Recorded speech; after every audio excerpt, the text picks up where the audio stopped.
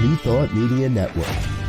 We are a global broadcast network of positive music, media, and entertainment, inspiring humanity's evolution along the journey of enlightenment and creating a world of love, peace, empowerment, and prosperity for all.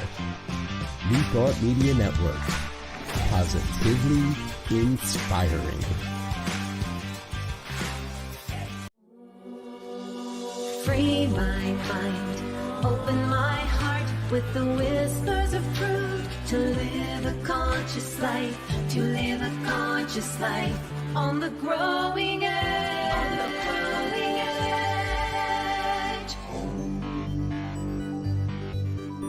edge. And now, here's Allie. Hello and welcome to Growing Edge Live. I'm Allie Benjamin, and it is my great joy and pleasure to host Growing Edge Live. And here at Growing Edge Live, we're all about conversations, meeting people.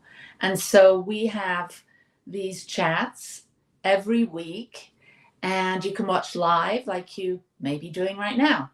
Or you can listen to the podcast, which always drops the following Monday. We talk to soul-centered individuals that are channeling their time, their love, their resources into doing good works in the world.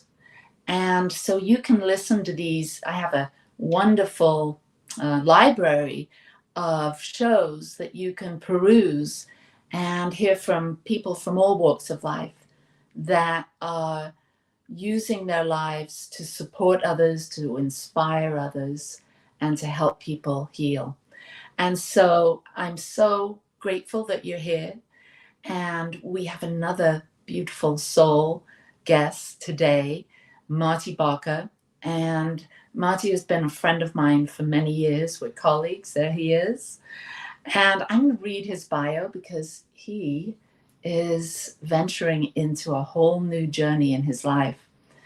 And Marty has had nearly 40 years of experience as a spiritual teacher, speaker, healer, and facilitator, assisting individuals and teams to find their passion, clarify their mission, and live with purpose. Marty has spent most of his career as a minister, teaching new thought principles of spiritual healing and manifestation.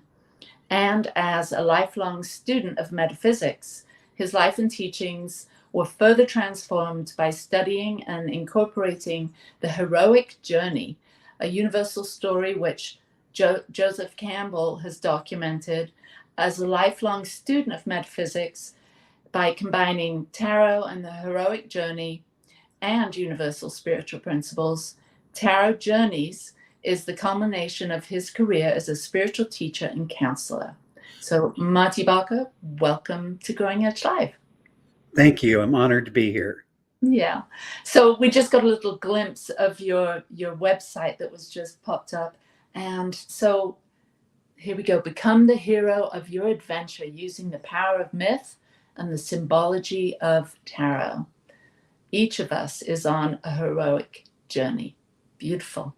So we're going to get to your hero's journey and this beautiful new website and everything that you're doing and talk about that in a while. But I'd really love people to know who you are. Where did you come from? How did it all start? Did you grow up with this sense of the mystical or a servant heart to support others? How did it all start for you? Oh, geez. That's right after the earth cooled. I grew up in a wonderful home, and it was a very traditional and, in my opinion, limiting Christian background. And while I loved the words of Jesus and the red letter parts, I felt limited by this idea that only some of us get to go to heaven. And I always felt like there was one God. And so aren't all religions, organizations talking about the same thing? That belief has been with me for as long as I can remember. And so at 10, we stopped going to church because my parents divorced. So that was kind of the silver lining of that divorce, was we didn't have to do that anymore.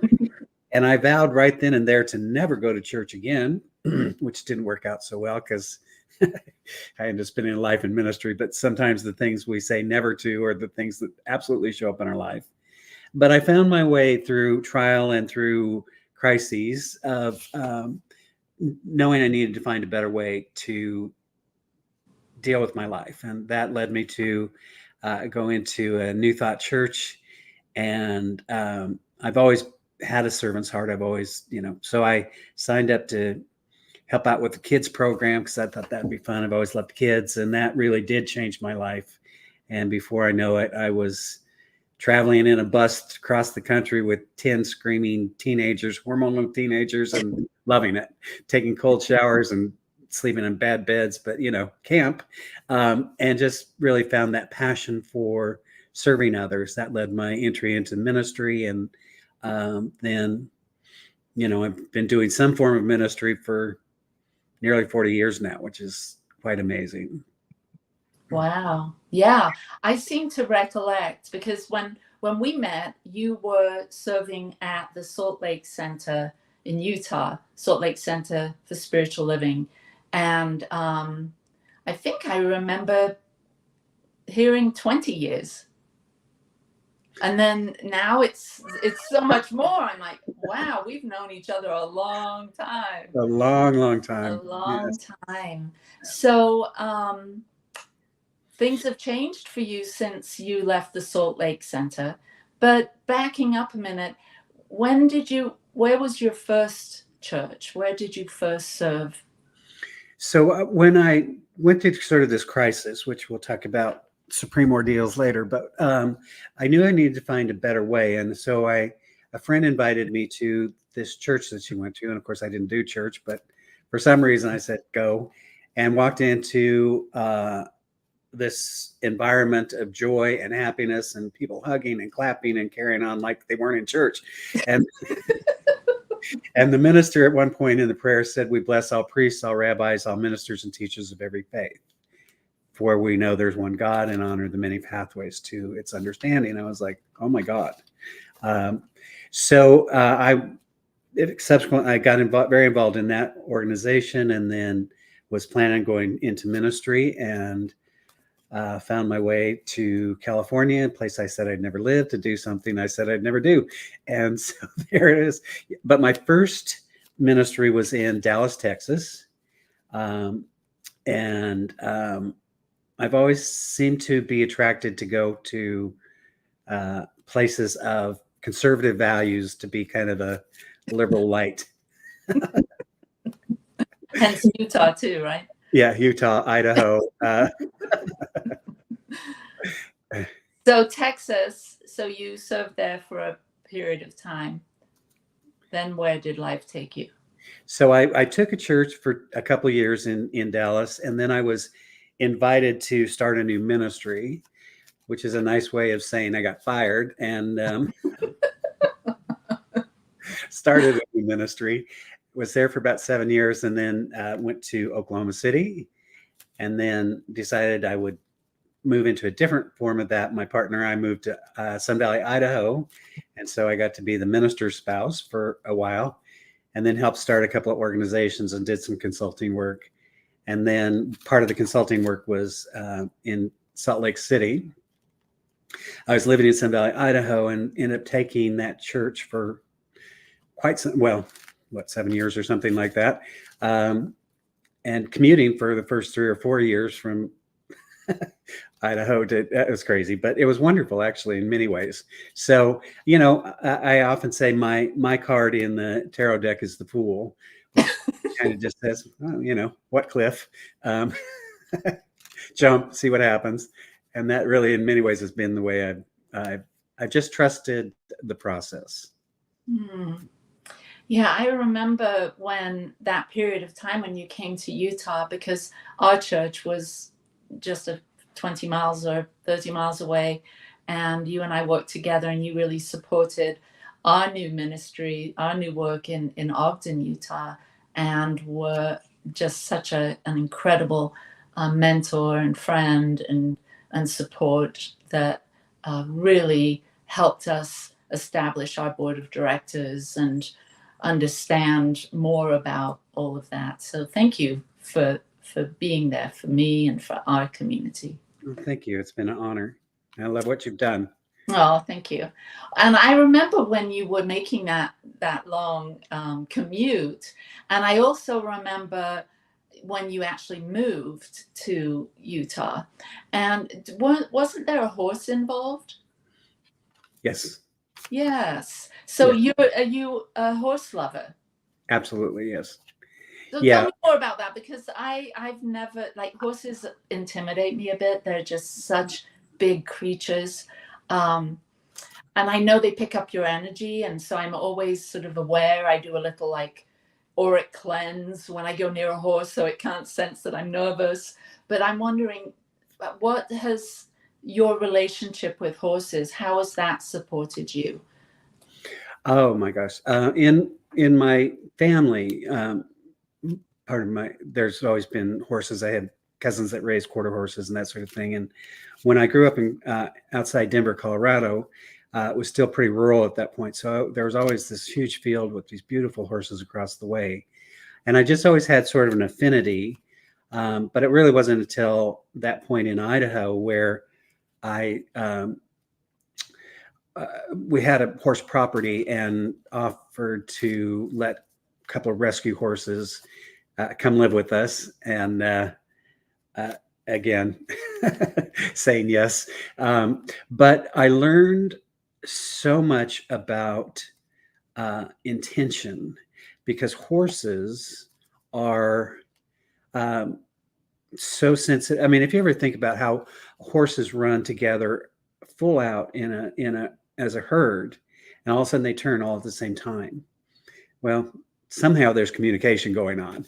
And when it was worked with a trainer who'd always say, basically, it was never about training the horse, it was about training me.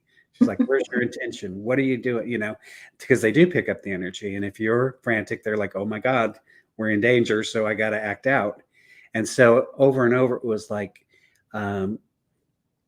holding the intention and being clear in my own mind and in my own soul. And then the horse would just respond to that. So it was a wonderful experience to deepen my spiritual work through that. So yeah, as you're talking about that, I'm thinking back to my childhood. I grew up in England and would take riding classes. We'd have ponies, not horses, and full English style, you know, hat and jodhpurs and all of that. And I would always get the horse that was misbehaving. I remember Pickles would always be nibbling at me, and yeah, and then one ran off with me one time. So I think, yeah, I know that they're reading my energy, and yeah, it's a delicate thing. And I can see that having that exposure as a young one, knowing that there's communication going on with other species, with each other. I didn't have that awareness. My family was not spiritual or religious or anything like that. So it was just very sort of surface.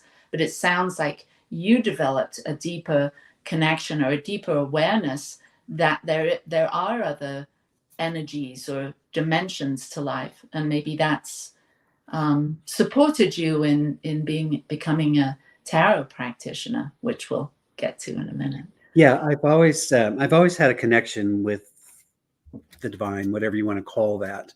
But what as a spiritual practitioner, I learned, to get centered, to get myself grounded in spirit, no matter what else was going on. And so that was a further lesson of being grounded when, when you're riding a horse, and it's like, if you freak out, the horse freaks out, because that's what they do as a herd animal. So to be in a situation and be able to find your center and be calm is a great gift. It's a great gift. It is. Yeah, we always pull cards every morning, my husband and I and my daughter, and she's watching. Hi, Alex. And this morning, Michael, my husband, picked the horse from the animal medicine deck, and it speaks of power and that herd mentality and having a balanced medicine shield. It talks about in the that particular deck. Yeah. So when did you come into the world of the tarot? Was that something that showed up early in your days? I mean, if you're from a very religious family, that might have been seen as not such a helpful thing to be dabbling with. Well, not as a kid. I remember as a kid, I was interested in ESP. I remember reading books about ESP. And as I said, our household was fairly liberal, although the church we went to was pretty conservative. But I didn't have any involvement with cards really until I started down the journey of spiritual practitioner. And even then, it was sort of discouraged. We were kind of taught to not do crystals and cards and astrology and all that stuff because power lies within. So, but I always, like everybody else, played with them on the side. And I always used little angel cards as part of classes. And, so I've had some decks and played with them, just, hobby. And I never really developed it. And part of what I realize now is because I was too scattered. I kept picking up new books and, a new deck and trying to figure, rather than just sitting with the one. And so it really, it's this during the pandemic, like all of us, spent a lot of time on YouTube and, found a bunch of readers and was really started to help kind of understand the process. And then actually I remember one day we were having a conversation and I pulled some cards and I said, well, what do you think about this? And you're like, oh my God. And I was like, oh, that's how this works. And so shortly thereafter, I found my way through this Mindful Tarot program, which is a year-long study that I just completed yesterday. And that opened up this whole other chapter. And so I've loved the approach of Mindful Tarot because it's not, is he going to call kind of work. It's really about consciousness, which has been the through theme of my life. And then having the discipline and a year-long program of really studying and working with other students and developing. But then out of that came, because I fell in love with Joseph Campbell many years ago, kind of this coming together of these three worlds in a way. Mm-hmm. So how has that worked for you? Meaning studying metaphysics. Well, let's just talk about metaphysics for a minute. How has that impacted your life? Having this deeper connection with the spiritual world, the physical world. What is it within metaphysics, and particularly science of mind, that has sort of come forward with you since you are no longer a pulpit minister? How has that teaching sort of come into your world and been very helpful and supportive in, putting your toe in the water of being a tarot practitioner and other things that you may have coming up? So in many ways, science of mind saved my life. And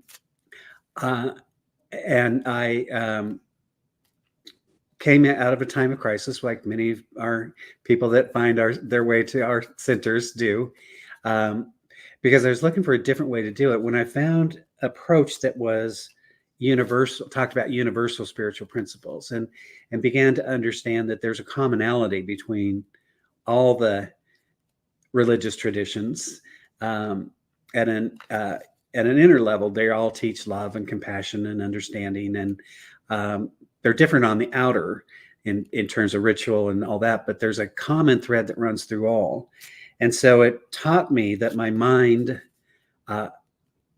influenced my world, and that if I wanted to, because I grew up like a lot of people, thinking that if I changed my circumstances, I would have a different experience of life. And yet what I found out was I was the same old miserable person wherever I went, because it was not about the apartment I was living in. It was about the body and the mind that I was living in. So that changed everything in terms of understanding the power of our consciousness to influence our surroundings, and that we're all at choice. The negative side of it, I will say, was I kind of realized that sometimes in the New Thought tradition, we are not comfortable dealing with the dark night, or the darkness, if as it were. Remember Matthew Fox talking at a conference one year, and he said, "Your philosophy is incomplete because you have no via negativa," and which is, and I was like, so a lot of times, well-meaning people. I remember a gal telling me that she had breast cancer. She was a spiritual practitioner. She knew the principles and all that. And she shared with me how when she went to her church, all the people, well-meaning people, were just like, let's just pray this away and let's do this and let's, and she said, I knew the principles. What I needed was presence. I needed compassion. I just needed my friends to be with me. And I think so often when people are in grief or they're in whatever, they don't need platitudes. They need compassion and presence. So what Joseph Campbell helped me understand was that we're all on a journey, and that throughout the ages, mythology has taught us that we go through a process, and once you see it everywhere. You start here, and then you cross a threshold, and you encounter challenges, and you get to have whatever the supreme lesson is. And on the other side of that is the gift. And what I found was, in understanding that, was you've got to go through whatever you're going through, so that you can embody the gift that lies on the other side. And often people would come to my office for prayer. Usually it was when they were being tested and tried, like, can we pray this away? And so I realized what we wanted to begin doing is pray for the courage and wisdom to move through the experience, to gain the fullness of the experience. I believe it's why we're here on this planet, to experience all of it. And so, it's all necessary in a way, for our soul's evolution. Absolutely. Yeah, when you were sharing that story of the person coming to you, I was thinking back. I had a similar experience when my youngest son, got ill at 10 years old. He was diagnosed with a 19.5-inch spinal cord tumor. And I was in practitioner training at the time. And I distinctly remember my team, my minister and the other practitioners, they were really standoffish. They would not come to the hospital. And granted, we lived up in the mountains in Big Bear Lake, Southern California, and the hospital was 50, 60 miles away down the mountain, so to speak. But so it was a bit of a trek. But it was more than that. They had sort of a disdain for being with the discomfort or the uncomfortable. And I really felt that was missing at that point, and sort of sparked in me this desire to create. So when my son came home and things became, were much easier, I started a spiritual growth group called Stepping Stones to Conscious Living. And this was my response to what I felt was lacking within our church community, a place where people could come and not sit and ruminate in the dark stories, but to feel seen, to feel acknowledged. Because I also saw, not only within our church, but within the greater New Thought communities at that time, and this was 20-something years ago, that there was that toxic positivity, that wanting to brush things under the the rug, so to speak, or even to say, make comments which would immediately shut people down, like, well, what is it within you that attracted this? So yeah, I think that there's been a lot of evolutionary steps and in consciousness that have helped New Thought sort of be more accepting of the shadow, of holding that space for individuals. And so the hero's journey, I'm really excited to dive into that. We will after the break, but before that, so when you thought about taking the tarot course during COVID, and you've had all this history and background and deep study and depth work in metaphysics and science of mind, New Thought, and the hero's journey, was there a like a light bulb moment that it all clicked in together, or was that like a slow coming to integrating those three philosophies, if you will, into what you're now working on? So it was through the class early on, the teacher began speaking about the hero's journey and understanding that. I was like, oh, I know a little bit about that. In fact, I found an old flyer the other day from 2002 in Santa Fe, a workshop I did. So I've been working with the material for a while.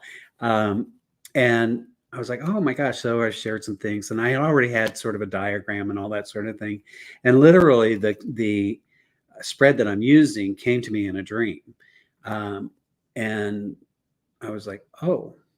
And then it's sort of evolved, and I keep getting little pieces to it, but it's mostly all I feel like it's come to me. I'd love to say, oh, I'm so wonderful and smart, and, but it really is just, and again, just trusting that process that in a dream, I just saw it, and then I started playing with it. And then this idea of tarot's journeys evolved, and it was just kind of the melding of the work of tarot with the work of Joseph Campbell, with the work of consciousness. Beautiful. Well, I can't wait to hear more about it. We're going to take a short break, and we'll be back with Tarot Journeys and Marty Bacher. Please help us say thank you to our organizational sponsors, including the Hefferland Foundation, Affiliated New Thought Network, International New Thought Alliance, Science of Mind Archives and Library Foundation, Center for Spiritual Living Denver, Center for Spiritual Living Midtown, New Thought Philadelphia, Planned Happiness Institute, Summit Center for Spiritual Living, One Heart Retreats, Center for Spiritual Living on the Lake, Unity Kitchener, Unity Spiritual Center Ottawa, Om Center for Spiritual Living, Satya Center, Begin Within Ministries, Center for Spiritual Living North Jersey, Unity of Savannah, and the Center for Spiritual Living Seattle, as well as all of our individual donors. Thank you for being part of the New Thought Media Network. Please like, share, and subscribe. New Thought Media Network, positively inspiring.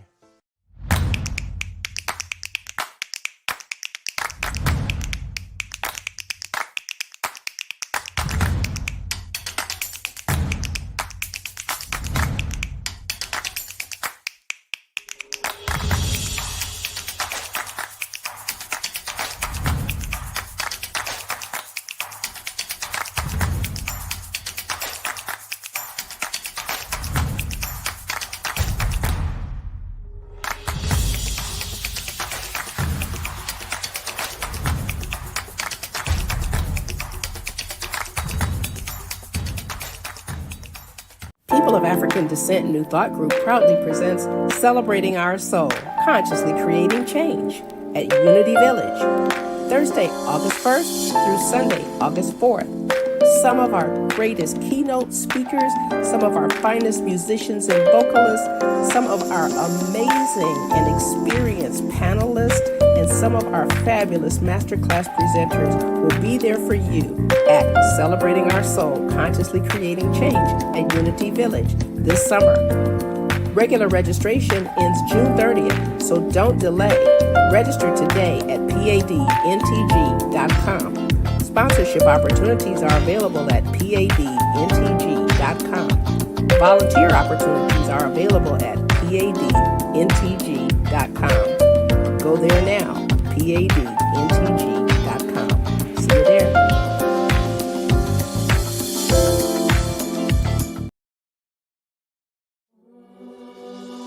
Free my mind, open my heart with the whispers of truth. To live a conscious life, to live a conscious life on the growing edge. On the growing edge.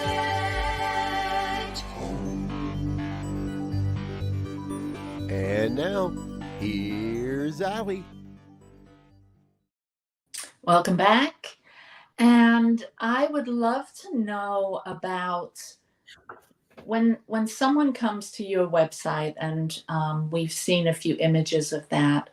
It's a beautiful website, by the way, and it invites you to explore this hero's journey, this spread that you do as a tarot practitioner to support people in their evolution, in their healing, and whatever they're coming for. So can you explain a little bit about who's your client, or who is the person that is and not who, but what kind of people would be interested in this, and what's your intention? What do they take away from an experience with you in exploring this tarot spread? Well, I prefer my clients be human, but I'm open to other options. No, I think it's a seeker. It's always a seeker, right? The type of, tarot can be used in many ways, and some do predictive tarot, and that's not what I do. I'm specifically interested in this aspect of consciousness. And I think the cards have a way, as you're talking about, pulling a card in the morning and it giving you insight for the day. It's that insight that tarot represents, to me, this evolution of the soul. And so it gives you a way to have insight into yourself. And I've done a fair amount of pastoral counseling over the years. And one of the benefits of tarot is it impersonalizes it. I use the example of when my nephew was young, and sometimes he'd misbehave. And so I'd say, okay, we're going to have to get Barney, and we're going to have a conversation. And I put him on one knee and Barney on the other knee. And, and it sort of, rather than getting in his face and saying, it was sort of like, oh, we're just going to have this conversation with Barney. And so the tarot is Barney for adults. But you can see in the sometimes it allows us to look outside of ourselves at an image to understand the inside of ourselves, if that makes sense. Mm-hmm. So I don't have a specific demographic that but it's people that are spiritually aware enough. What I find is a lot of times people, as I said, people come to your office and they're like, pray this way. And it's like, well, let's understand where you are.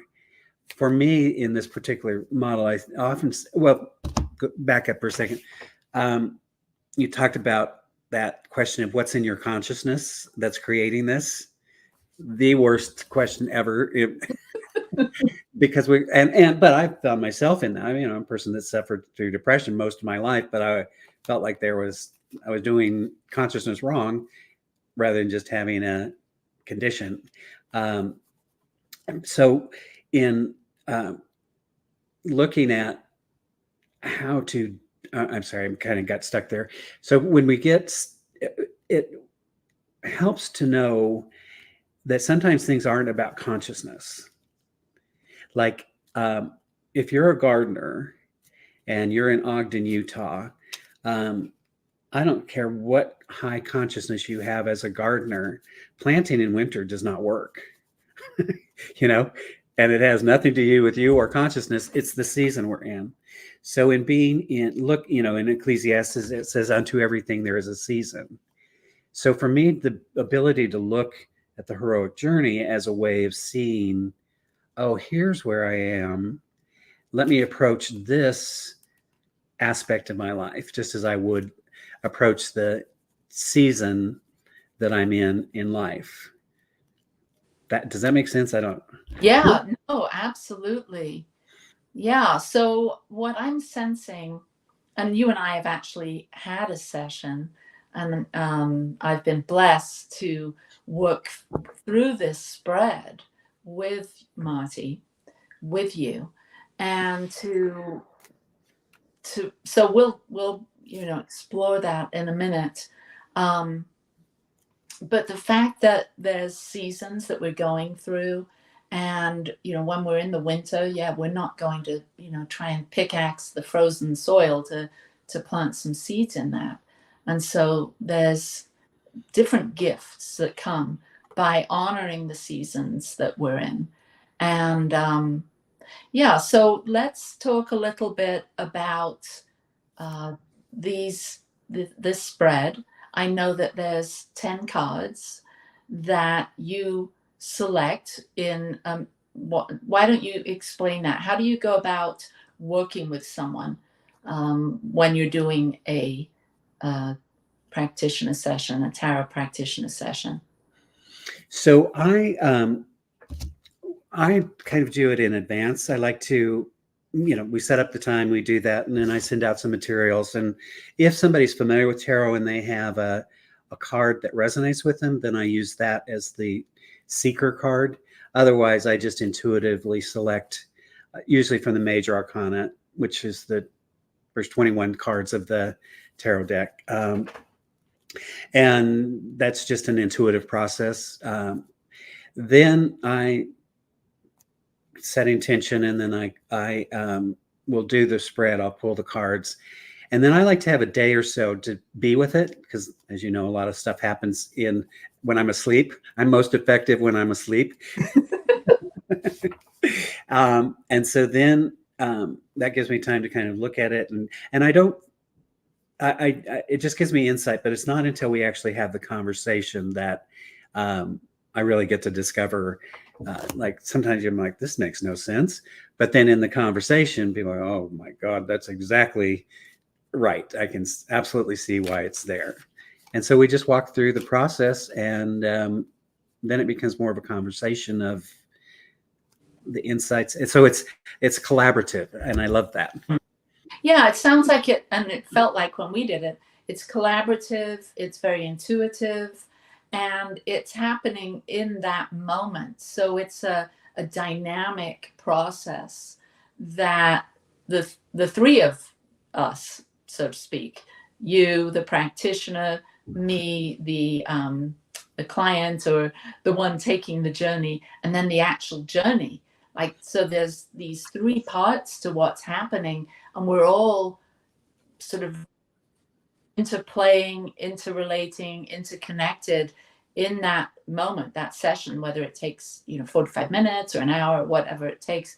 We explore each step of the way, and just knowing that seeker card, that first card, and I think for me it was the Magician, and I need to do a bit more diving into my own spread so I can really mine the gold from it, because I don't, even though it's a dynamic, alive thing that's happening in the now moment as you're offering this session, it's also something that you can, the client can draw from later on or journal on.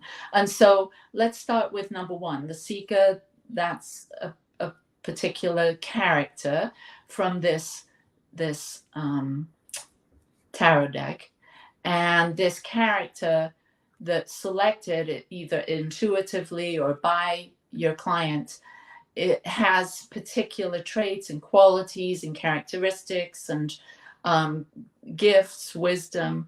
So that in and of itself is something to consider.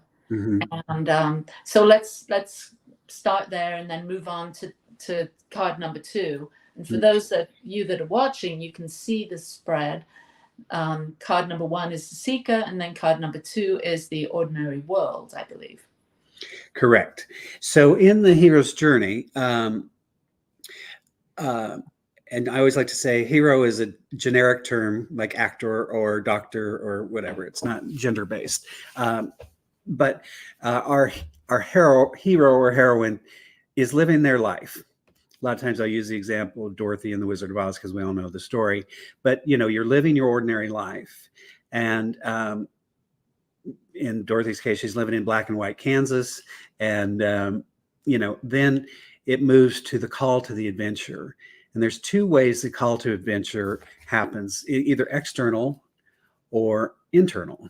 So external can be a tornado, moves your house, or it can just be that divine discontent, that inner longing, that sense that there's something more to my life and I must find out what it is.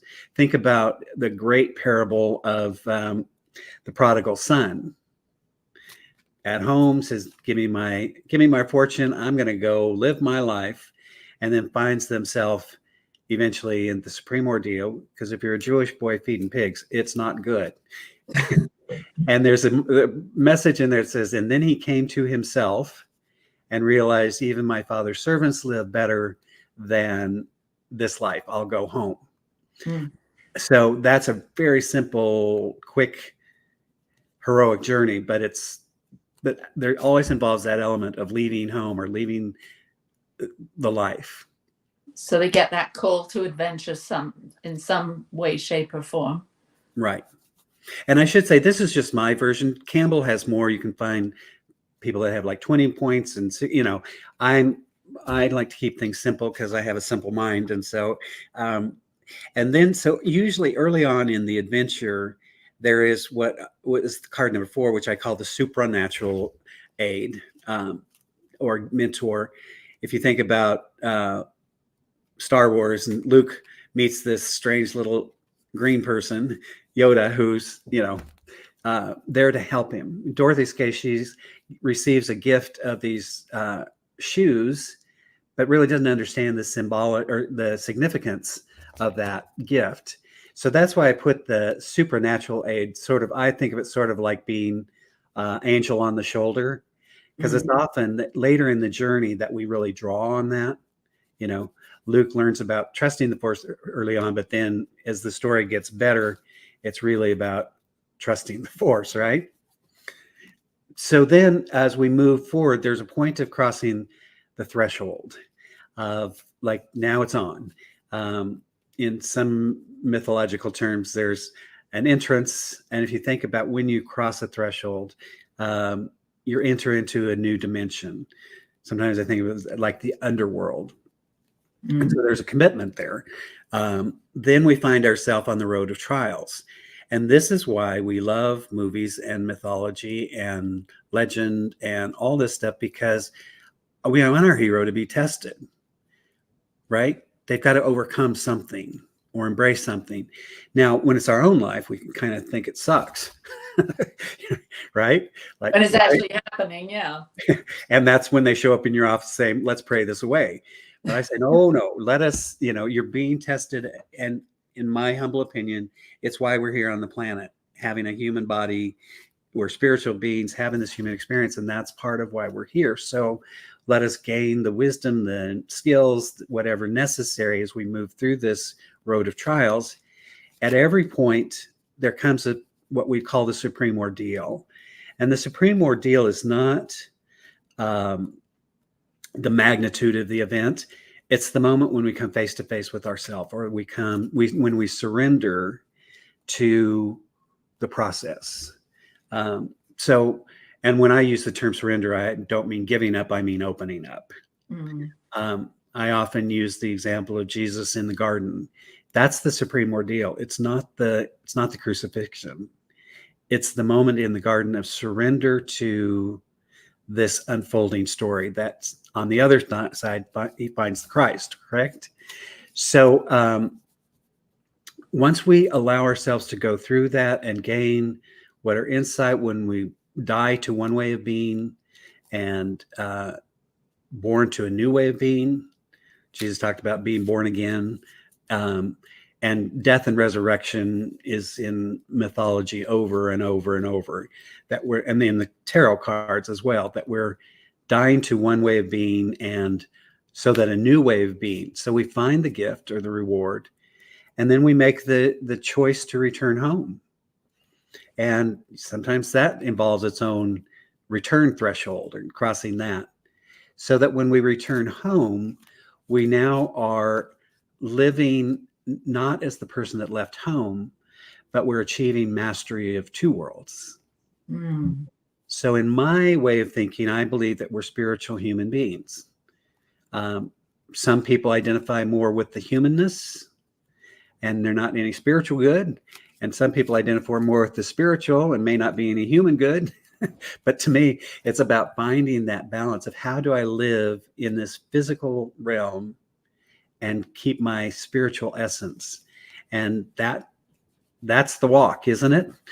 For many of us, of like, don't be dismayed by the conditions of the world, but keep your light shining and move through it. And so you see this pattern unfolding over and over and over. And so when what I've appreciated about this is when we can start to see our life as not as my life, but as my story, this journey that I'm on, this opportunity that I can be a choice at any stage of this, that there's supernatural help available if I draw upon it, then it allows me to move through the process with more grace and ease. Beautiful. So two things are coming up for me, like your own hero's journey, and then maybe you could share some insights, because I know that you've done, years of sitting with people and probably bringing in some of this philosophy of the hero's journey, and you've been working with clients in offering this spread, and I'm wondering, can you share some of the some highlights or some insights about people's working this spread, working their own journey, coming to some of these, they're not all thresholds, but that's one of the words, card number 5, crossing the threshold, call to adventure, that's a sort of another threshold you cross.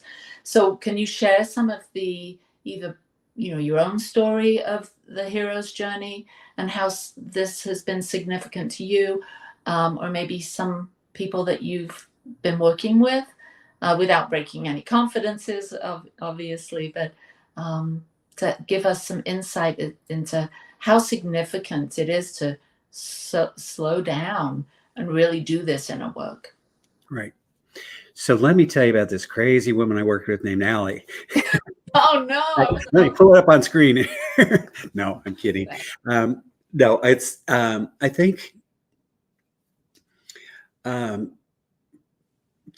think for me, again, I found myself sort of indoctrinated. Nobody said it, but into this, like, if I could just change my consciousness, whatever that meant, I wouldn't be experiencing what I'm experiencing.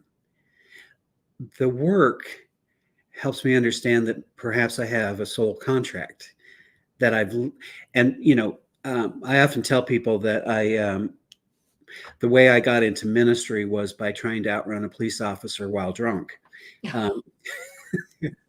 Now there were several steps that happened but it was like I was out of my mind crazy at one point because I had no tools to deal with grief. And I had a significant, my partner at the time died at 23 and I had no idea what to do with that. So I didn't know how or what to do that. So I, partied and tried to make it go away. Now, I only share that story, not because I'm proud of it, but because it informed everything else I ever did. So I don't care who you are. When you show up in my office, it's like, I got no judgment. Um, and I would not be the person I am today. I would not be the minister I am today. I would not be the spiritual teacher and seeker that I am today had I not gone through that experience. Now, I don't think Billy died so that I could have this experience, but he was on my life path. And it was a significant, life was all happy and fun. And then one day it changed.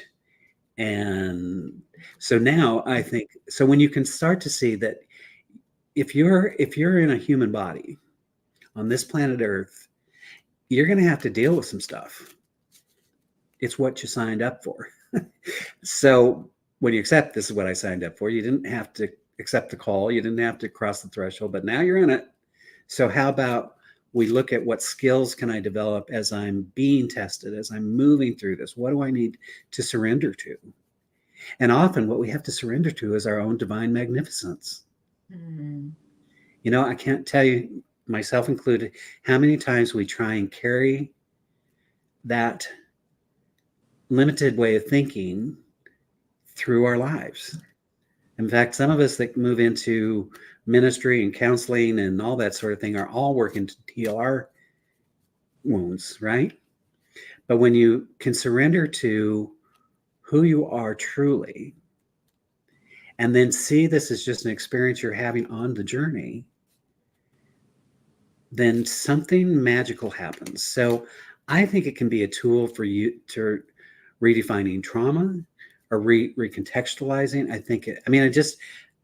I just feel like I'm scratching the surface of what the potentiality is here. And so I'm just going to keep sharing what I share and listening to what I'm listening to and seeing where it takes me. That's beautiful. Yeah, I think of that return home, that number 9. And yeah, we've gone through this call, this ordeal, the wire brushing, my husband calls it. I call it being pulled through the hedge backwards. Life can really present us with a lot. And on this return home, after you've faced your fears, you've done some looking within, you've surrendered maybe to your own magnificence, then there's a coming home, coming back into the world.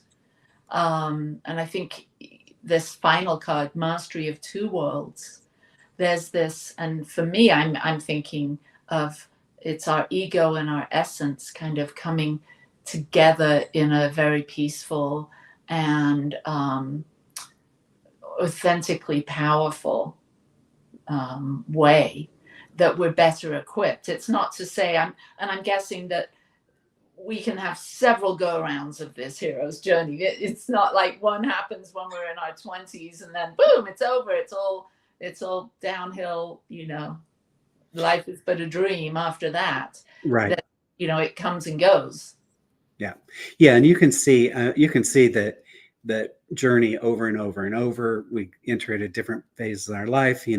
Every time we cross a threshold, like you get married, that's a new threshold. There's a whole process of being married. I hate to burst everybody's bubble, but it's not you live happily ever after because now you're married. It's there's some stuff that's going to happen when you have a child, when your children all leave the home and now you have an empty home. There's thresholds throughout our life that kind of this cycle plays out. And so they don't all have to be major. I've had 3 that I can think of major tower moments when it all fell apart. But I also that's my strength card, because I always know when it falls apart, it comes back together. Mm-hmm. If I'll trust what I know and the power that is greater than I am. Mm-hmm. Beautiful. So we're just about at the end of our time together. And I always ask my guests this question. So you've heard of the song, What the World Needs Now is Love, Sweet Love. And here at the Growing Edge, and the growing edge really signifies that growing edge of our own becoming. And so collectively, humanity is on the edge, the growing edge. And when you look out at the world at the moment, you get a sense of your inner world. What would you say from this growing edge perspective that the world needs now, aside for love, which can never I be? already got that. I think we need compassion and understanding. I think, the biggest problem I see right now is we want to vilify each other. And we're just all on a different journey. And we're all going through whatever we're going through. So the more each of us can do to uplift ourselves and the lives of others around us, that's how we make a better world. And the darkness that shows up in our world is actually here to teach us. It's our shadow will continue to show up personally until we learn to deal with it. Our shadow collectively will continue to show up until we collectively learn to deal with it. So the greatest gift I think we can give each other right now is compassion, to be present with another. That's beautiful.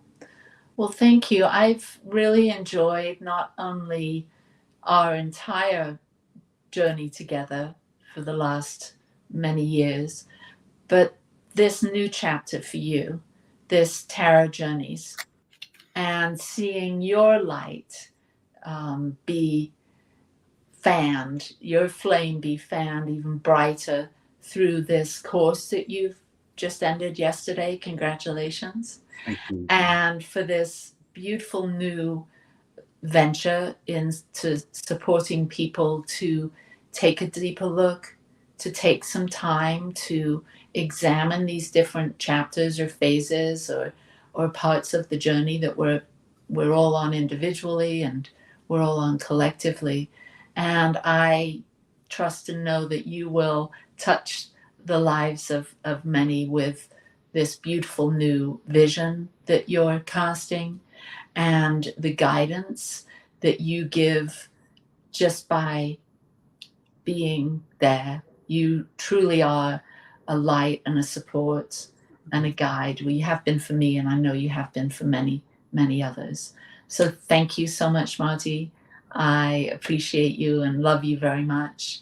Well, thank you. I appreciate you and love you very much. And I love what you're doing. And I will, as always, support you fully in your becoming. Thank you. And thank you, everyone, for being here today. I love you. And I will see you next week with my guest, Cerise Patron. And don't be a stranger. Come back, share this episode with your friends, and tell them about the hero's journey and the tarot journey that Reverend Marty Bacher is sharing with the world starting today. So peace and blessings, lots of love to you, and I'll see you next week. Free my mind, open my heart with the whispers of truth, to live a conscious life, to live a conscious life on the growing edge.